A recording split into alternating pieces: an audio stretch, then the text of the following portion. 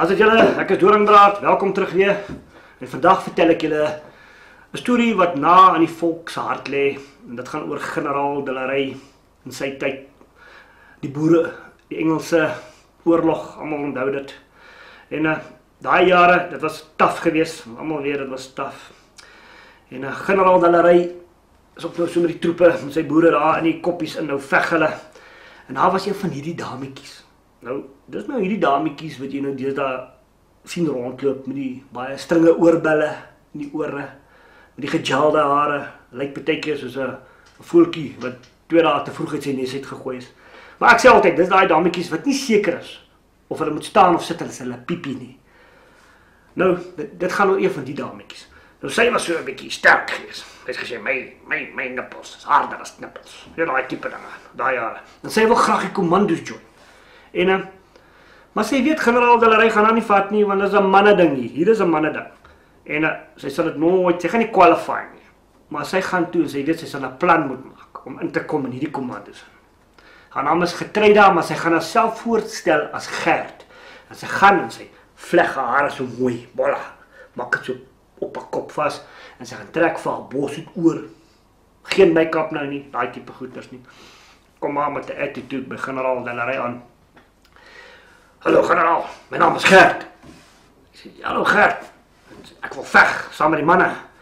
Generaal De la Rey sê, nee, is reg, ons kort, baie soldate, oorlog is kwaai in die gang, nie weet waar dit gaan. Ja, sê Gert, ons gaan baklei, is reg. En, nou is Gert maar op die perd, en daar gaat hulle. En na so 'n paar weke se bakleierheid, toe raak Gert bietjie uitgeput. Want Gert het nou nie al die krag wat 'n man nou veronderstel is om te kan hê nie. En die broek het ook nou al voor begin deurskaaf van die perdry. En Gert raak moeg. En een aand, toe lê hulle almal so om die vuur, en die vuur brand so, en generaal De la Rey sien, die troepe se moraal is laag. Kyk, hy sal moet bietjie praat met hulle. Hy gaan bietjie die moraal opbou en hulle bietjie moed inpraat. Nou lê hulle almal so om die vuur, nou lê Gert sommer hier reg voor die vuur, maar die bene is bietjie oop. Die broek is stukkend voor. Nou praat generaal De la Rey en hy sê, soldate, manne, ek is trots op julle.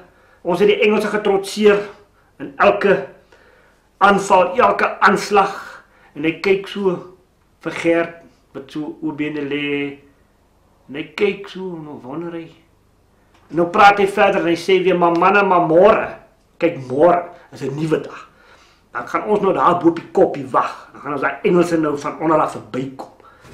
Nou kyk hy nou wie so, man, iets vang sy oog ook nou daar. Nou kyk hy nou, lê Gert nou maar met die oerbene, want sy is moeg. Nou kyk hy so, en hy sê, en dan, as daai Engelse daar onder is, hy sê, en dan val ons hulle aan, nou skiet. En Gert spring so 'n bietjie half reg op, en hy kyk so, hy sê, maar so by the way Gert, jy dan die langste poepel in 'n man wat ek nog gesien het. George.